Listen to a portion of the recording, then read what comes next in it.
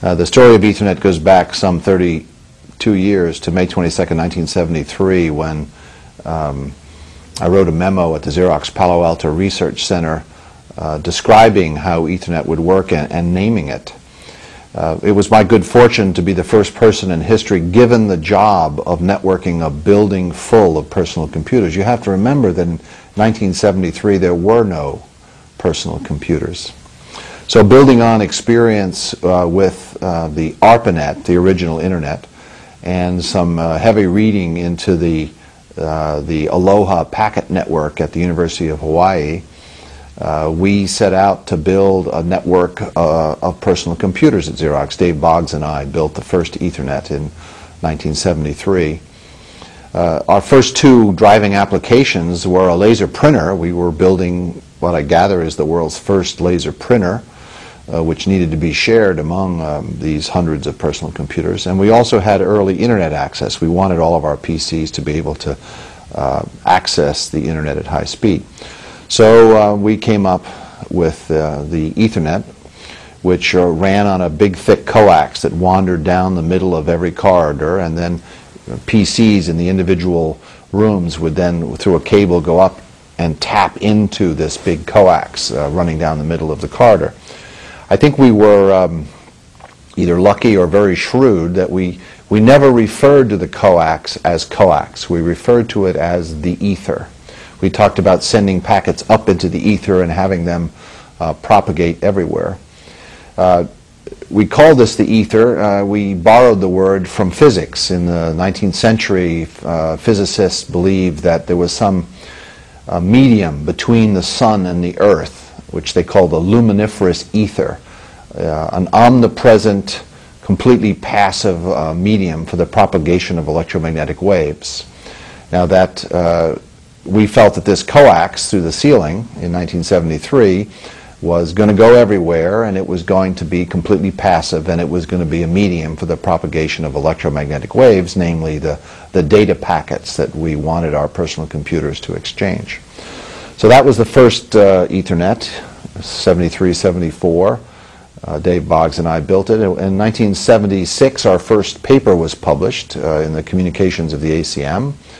And then in about 1979, June of 79, I started 3Com Corporation to build Ethernet-compatible products because by then Xerox and a company called Digital Equipment Corporation and Intel Corporation had decided to use Ethernet as a standard for the interconnection of their products. We created IEEE Project 802 to make the Ethernet into a standard. And by December 1982, there became an Ethernet standard that we used to start building products. And then Ethernet started taking off. In September of '82, we shipped the first, 3Com shipped the first Ethernet adapter for IBM personal computers. And by 1984, 3Com went public. It was being so successful selling these Ethernet cards for PCs. Through the 1980s, Ethernet then had to battle the token ring from IBM and other local area networks that competed with it. And by the end of the 80s, Ethernet had won that battle by adapting to market realities and shifting from coax to twisted pair. Ethernet finally won the battle and became the dominant local area network. Of course, the Internet had a lot of growing to do, and say starting about 1994 when the World Wide Web came out, then the Internet really started growing, and people started buying personal computers, not so much to do spreadsheets, but after about 1994 they started buying personal computers to be on the Internet. So over all this time, since 1973, let's see, that would be 32 years, Ethernet has been proliferating, and more importantly, it's been evolving. In fact, Ethernet's evolved so much that today what people mean when they say Ethernet today bears little resemblance to the so-called CSMA CD technology that Dave Boggs and I developed in 1973.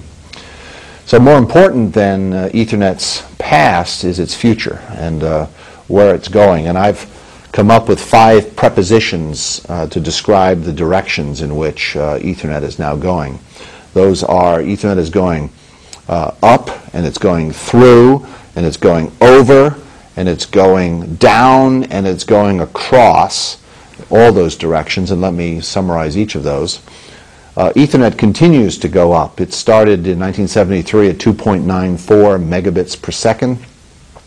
It then went to 10 megabits per second, and then 100 megabits per second, and a gigabit per second, and now Ethernet, standard Ethernet, runs at 10 gigabits per second, and it's going to go higher. We can expect it to go to 40 or maybe 100 gigabits per second in its next generation. So Ethernet continues to go up, but it's also going through. That is, the wide area networking, WAN infrastructure, is being infused with Ethernet equipment. The old equipment that telephone companies used to use, the TDM SONET infrastructure, is gradually being replaced in the core by Ethernet transport. So Ethernet's going up the LAN and through the WAN, but it's also going over the airwaves. It's becoming wireless, which is a little ironic in that Ethernet was derived from the Aloha packet radio network in 1970, which was wireless. It then went through coax and twisted pair and optical fibers, and now Ethernet has come back to wireless again. So wireless Ethernet, more recently known as IEEE 802.11 or Wi-Fi, and then right behind that WiMAX. So you have Ethernet going wireless, breaking free from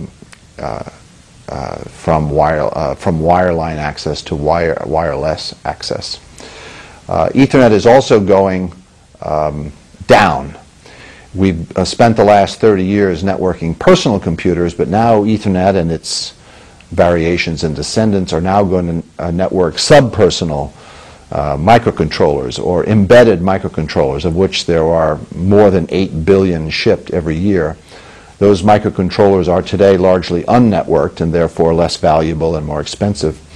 But we are moving toward getting even embedded microcontrollers networked, microcontrollers in automobiles, in ships, in homes, in industrial control, in homeland security, in many thousands of applications.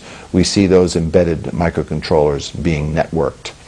And finally, Ethernet is going across what George Gilder called the telechasm. Here we have all this bandwidth being created in the LAN because Ethernet going faster and faster and faster. And here we have all this bandwidth in the WAN, the wide area network, being created through the proliferation of dense wave division multiplexing. But between the LAN and WAN has been this bandwidth chasm, the telechasm. That is, the connection between the LAN and the WAN as made available by carriers has been very slow. So for example, you have you've had dial-up service, and more recently DSL and cable modems, and maybe even T1, but all those are very slow compared to the bandwidths available in the LAN and the WAN.